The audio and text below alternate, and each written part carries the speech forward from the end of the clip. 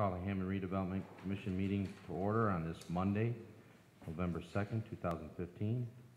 It is now 4:30. Can you please stand for Pledge of Allegiance and a moment of silence after? Mr. Myers, could you lead us, please? I pledge allegiance to the flag of the United States of America and to the republic for which it stands, one nation, under God, indivisible, with liberty and justice for all.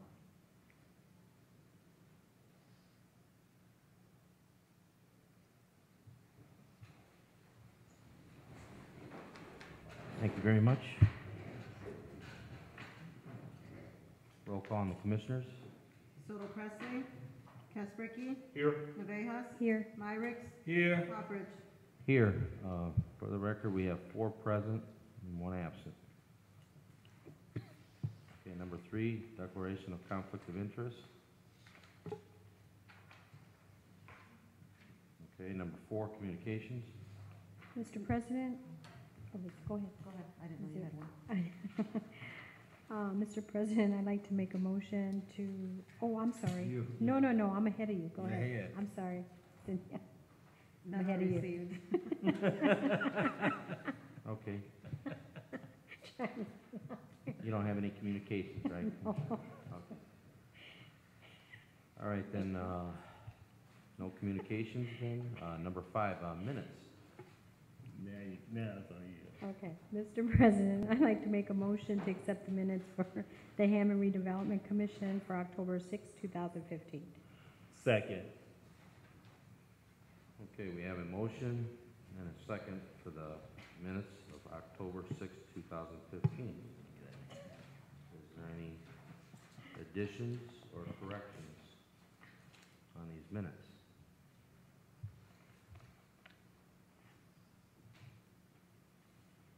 Okay, roll call on the minutes. Soto Presley, Kaspricki, Here. Navejas, Yes. Yes. Myricks, Yes. Hopperidge.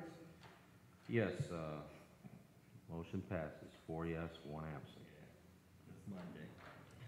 Yeah, I know. It's Monday. Okay, number 6, homebound conditional forgivable loan approval. Commissioners, the only individuals that are not present is April Brown and Juan Pena, but the other applicants are all here.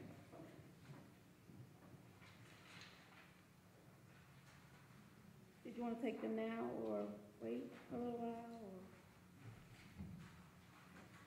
They expected to come? You want us to wait? We can wait. You want to wait? Okay, we will move back to number 6 then. They can just take a seat. We're going to move ahead then to number 7, approval of consultants from requests for proposals for our financial consultant and the redevelopment attorney. Commissioners, in your packet, I gave you my recommendation for the financial consultant as well as the redevelopment attorney. We only have 1 submission for each. So for the financial consultants, I would like to recommend Sender and Company, and for the redevelopment attorney, I would like to recommend Westland and Bennett PC.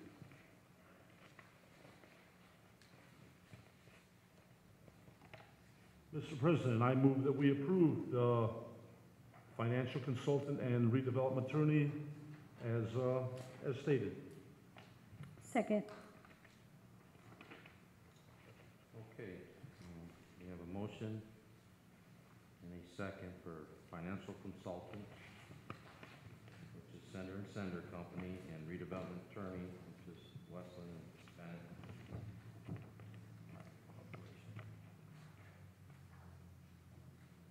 Is there any further questions or discussion of staff? For this consultant or the attorney?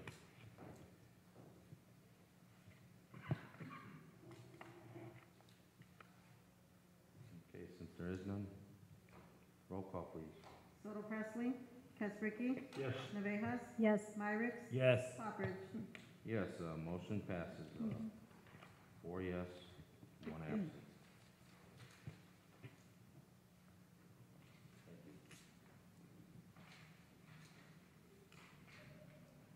Okay, number 8, request for approval for Parish View subdivision sales. We have a sale of 7027 Carolina Court for a full listing price of $222,000. A sale of a vacant lot, which is parcel number 5 for $16,000. Another sale of a vacant lot, number 19, for $16,000. Then we have change to development agreement with the Homes of Distinguished to replace lot number 19 with 20. Mr. Radowski, the floor is yours.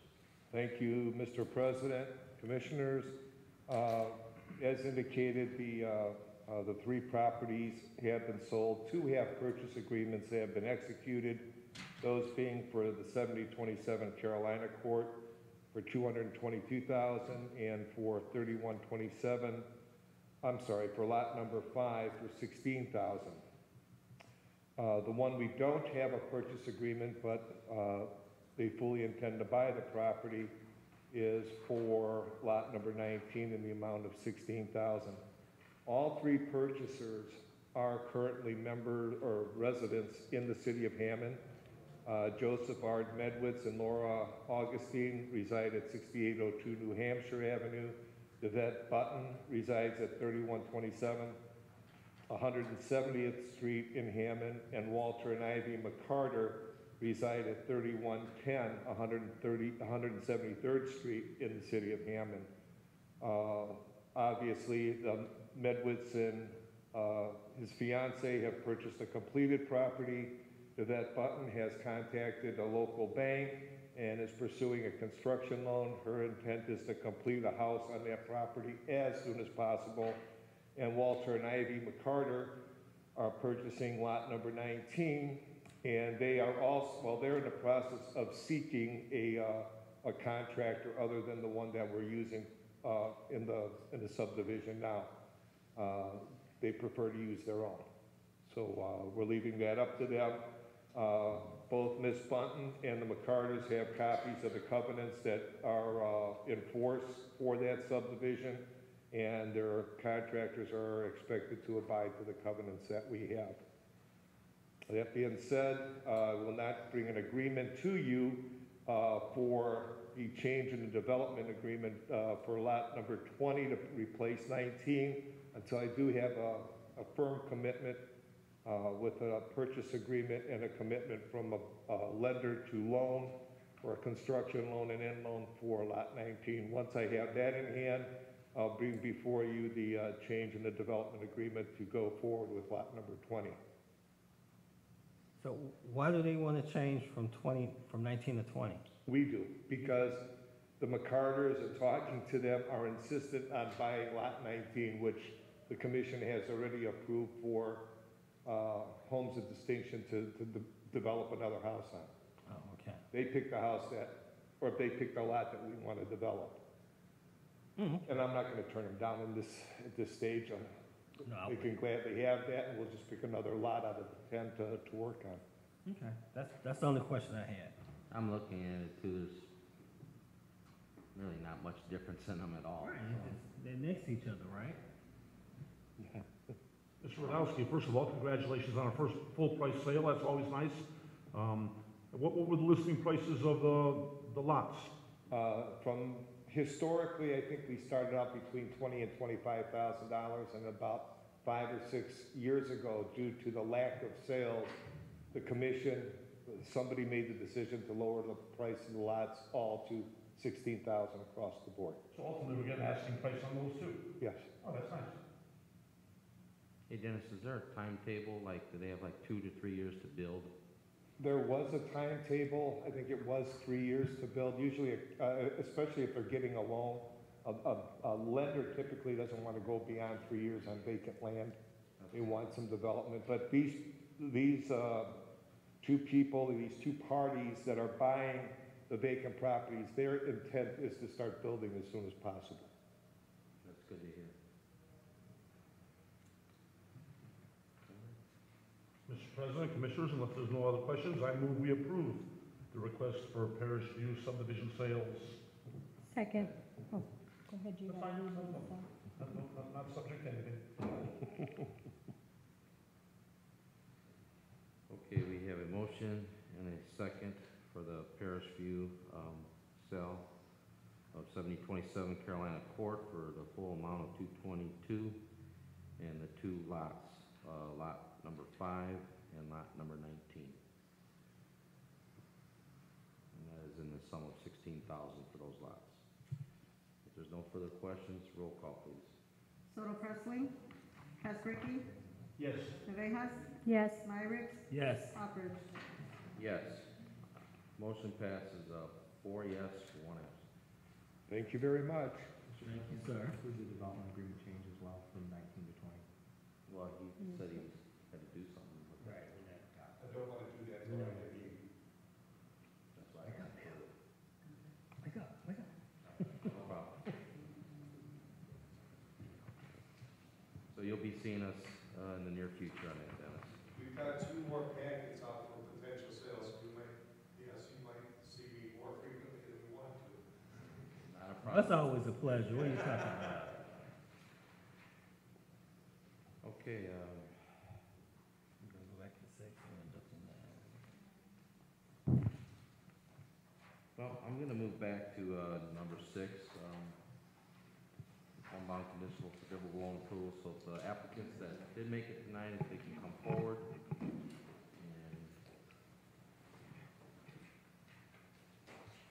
Mr. President, because Jen isn't able to be here, I know in the past, when applicants haven't made it, we've approved them based on them coming to the next meeting.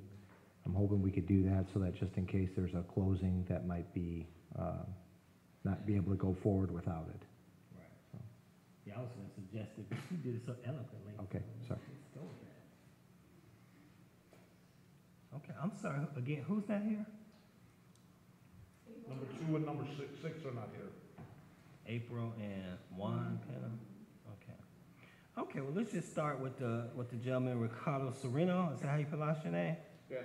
And, how did you hear about the program? How did you hear about this program? I hear about the program through the lender. The lender? Who's your lender? It was at a time home site, now it's Success Mortgage Partners. The person's working for home site search company. Okay. What about you, Mr. Garcia? How did you hear about the program? I did a lot of research. It's first time, so I really want to get into detail and know what I'm getting myself into. Okay. Let's see. Let's not forget the ladies here. Ms. Woods, how did you hear about the program? I have a lot of family that actually works for the city, and I researched also myself. Okay.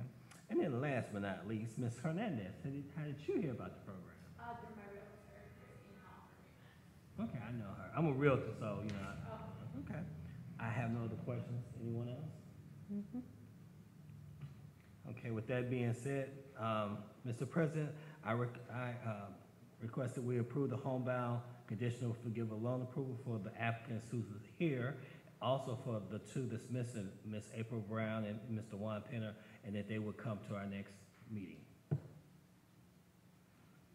Second. okay, we have a motion and a second for the homebound conditional forgivable loan approval for the 5 applicants, as well as the 2 applicants that could not make it tonight, that they attend a future meeting. We have a roll call. Soto Presley, Casricky, Yes. Navejas, Yes. Myrick, Yes. Hopper. Yes. Motion passes 4 yes, 1 absent. Thank you, and welcome to Hammond. Welcome to Hammond. Welcome to Hammond. Congratulations, good luck.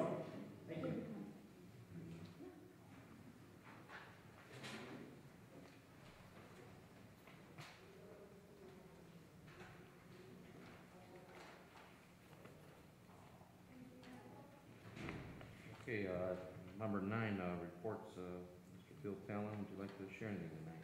Sure. Ms. Miller and I are going to kind of tag team this issue, but we just want to, I believe Ms. Miller handed out a packet. It's about a Section 108 application. Just wanted to make sure that redevelopment commissioners, I'm sure you've heard already, but we are pursuing working on a potential sports complex at the now vacant Walmart building in the Woodmar area.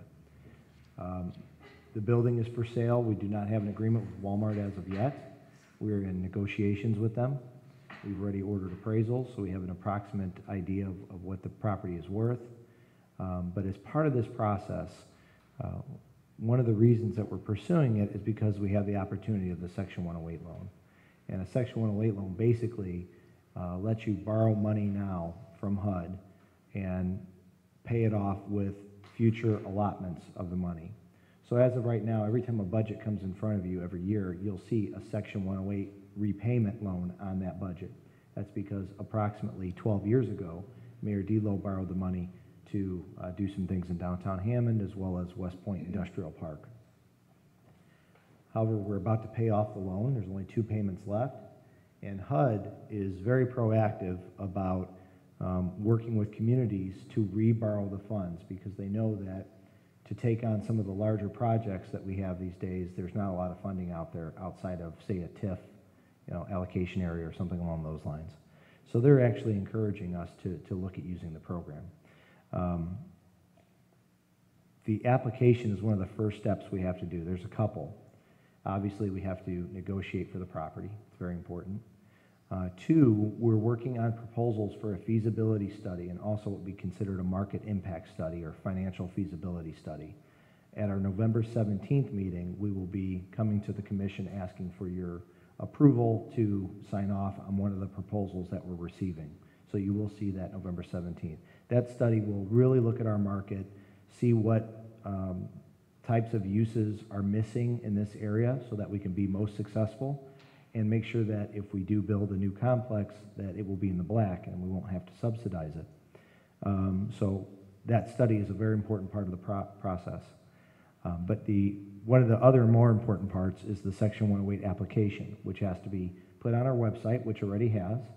It will be on the council agenda for Monday, November 9th at the next council meeting, and we'll be talking to the council folks about this, which we already have. We've spoken to most of them, if not all of them. And I just wanted to make sure that the commissioners are aware of the project as well, and if you have any questions now, I would be happy to take them. Is this something we need to approve today, or is this just informational right now? Just information, that's all. And in reading it briefly, are we talking about what seems to be another Shepherd Center, or is it something, bigger, bolder, or more of the above? Yeah, it was more or less of the above. It would definitely be different than any current facility that we have in Hammond. Different, right. Although we have some ideas of what we think will be there, including, say, some indoor soccer, indoor baseball, indoor basketball, and some other ideas. Actually, the feasibility study is really going to determine that. But the Gene Shepherd Center has definitely created an opportunity for certain events and certain activities. However, with parking issues over there, you can't really host, say, a 50-team tournament on a weekend at the Gene Shepherd Center. It's just not feasible. You couldn't. We have trouble when we have events there with people parking in different areas. I've heard people bring up the Civic Center as well. The Civic Center hosts some concerts from time to time. It also has a pool, has a sauna room. There's going to be things at the Civic Center that we won't have at this facility. So we're definitely not building this to take on any of the current activities that are going on in the other facilities in the city of Hammond. We're really looking at what aren't we addressing right now. And I think hosting tournaments on weekends particularly, and bringing in 50 to 100 teams, for example, the soccer or basketball, which a lot of other communities are doing. We don't have that capability right now. And when you bring in that many people to an area, you create an economic impact that, is hard to put down on paper. It really can change an area. And one of the reasons that we're focused on this is a Walmart is an anchor tenant. Whether you like a Walmart or don't like Walmart, they're an anchor tenant. They drive a lot of traffic. And because of that, you have a lot of ancillary businesses that move in around that facility. When Walmart moved out, one of our concerns is whatever the reuse is going to be, we're hoping that it'll also be a traffic driver so that we don't lose some of those businesses that we're talking about around that vacant building. And some of the proposals that came in, the first one that came in, which talked about having Carson's move there, didn't work out. The numbers just didn't make any sense, so the developer that was looking into it moved on. The second one that came in was a Goodwill concept, and although we're a supporter of Goodwill, it's you know, a good operation, and I know they do good in a community. We don't think that they'd be the traffic driver that we're looking for at this location. And therefore, if you don't, to me, and I believe the administration agrees, if you don't take the bull by the horns on this, you could, a certain part of the city can go two very different directions. And I think we want to make sure it goes the direction that we think it should go, and it should be a vibrant, energetic, economic area of the city. So that's why I hope I answered your question. But we definitely don't want to take away, there's certain things they do at the Gene Shepherd Center that they do well. I know they offer exercise and fitness classes, and they have some roller derby and things of that nature, but they definitely could not handle some of the activities that we're speaking about for this particular facility. Hey, Phil, in Maryville, at the Mariplex, they have a sports, you can see it off of I-65. I don't remember the name of it. Would it be something along those lines? That place closed down. The field house actually Phil closed. House. Yeah. The field house actually closed. It was sold to a, I don't know, I think maybe storage or something, but yeah, but the field house has basketball courts actually. Right. It did not make it. Yeah, I don't think, as far as, unless you know something else, Commissioner Kasperky, I don't think they were struggling financially. I was told that a group came in and made them an offer that they could not refuse. No, it's very possible that the property value was just, I mean, the place was always crowded. It's always Right. crowded. It was packed every weekend, so, and I'm a huge fan of the recreational opportunities. I was just curious about competing with Civic Center and Gene Shepherd, which are, you know, trying and fill a purpose certainly. Absolutely, yeah, and I agree with you 100%. Those facilities are not going to change. They're still going to offer a lot of the similar things they do already, and we certainly are not creating something to compete with them. I think this is going to have a different feel because it's a Section 108 application, and this is going to be a HUD-funded project. It's also going to have a lot of community activities for the entire city of Hammond that we don't currently offer. But again, I don't want to get ahead of ourselves. Until you do the feasibility study and you see what we're lacking in this market, it's hard to say exactly what it will or won't be. So I'm looking forward to getting that done and then having a better understanding. But I know the Redevelopment Commission is going to be, throughout this entire process, there's going to be all kinds of agenda items that we're going to need to bring in front of you. So we're going to be a big part of it. And I just wanted to kind of talk to you about it ahead of time. And I don't know if Ms. Miller wants to add in. Mrs. Miller, can you go to the podium, please? We want to make sure the camera can pick. Thank you. After the field house closed, the teams that were going there every weekend, they scattered. Some went to Valparaiso, some went somewhere in Illinois, and now we want to definitely bring that back to Hammond, pull all those teams back together. My daughter plays basketball, and we were out there almost every weekend, and there were hundreds of people out there. So once they closed, we just knew that we need to capitalize on that and bring that to Hammond. And I know we can do it. Well, I agree, there's a market for it. Mhm. It's, you know, it's not a question. Would that, in the step one process, would Walmart brick and mortar be coming down? Or it would, No. people use the same, you know? Same structure, basically, just internally it'd be. Yeah, what we've done is, although we're going to put out a request for proposals for the procurement of a design team, so we'll have a better understanding. We have been working with a couple groups to help us conceptually with what it could look like, and the Walmart structure would not be demolished. From what Mrs. Miller and myself have seen preliminary, and I want to make sure that it's preliminary, that everybody understands that, is basically the middle of the Walmart ceiling is tore out. You still have the two sides. In that area is where the ceiling is brought up, so you can do some of the indoor activities that we're speaking of. But actually, the building itself is going to stay intact, and probably, I would say, a good 65–70% of it will be unchanged. It's really going to be the middle portion, and that could change. But from what we've seen in the early stages, I think that's what it's going to look like. And I think so far it looks the best to me out of the different concepts that we've seen. Sounds very exciting to me. I'm looking forward to hearing more about it. You'll have plenty of room for locker rooms, that's for sure. That's for sure. Plenty of room. Yes. That's it.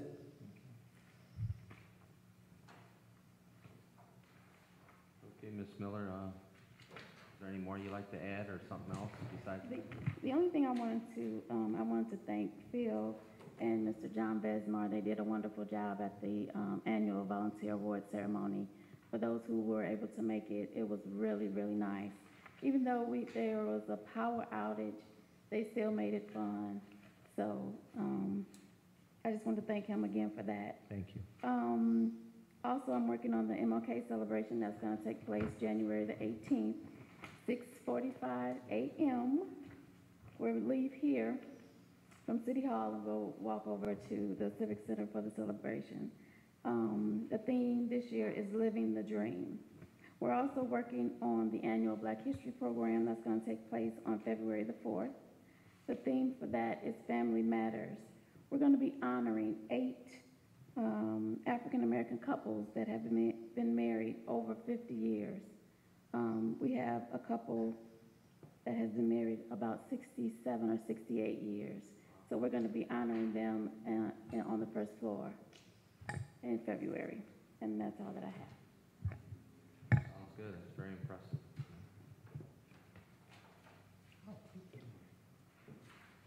All right, that'll conclude the reports then. We will move to number 10, our bills, register of claims. Mr. President, I'd like to make a motion to pay the register of claims from September 3rd, 2015 through October 28th, 2015. Claim number R52422 through R52631.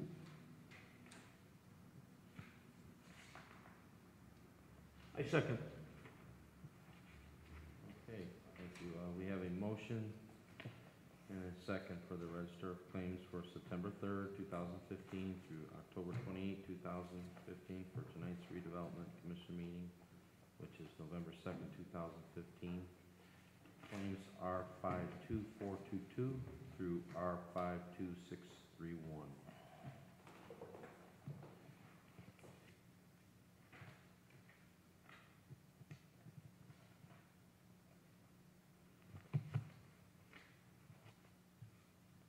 Questions or discussion on the claims for staff over here?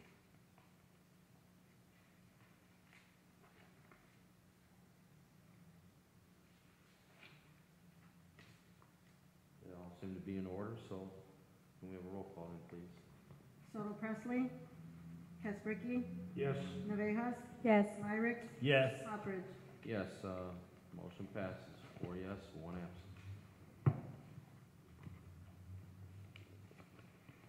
Okay, number 11, new and unfinished business.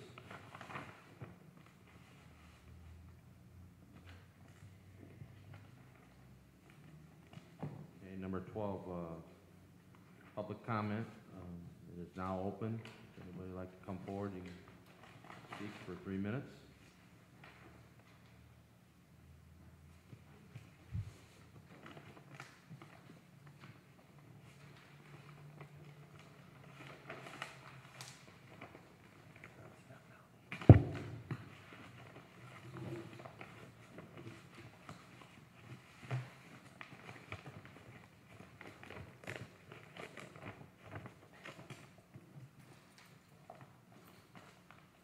Okay, public comment is closed.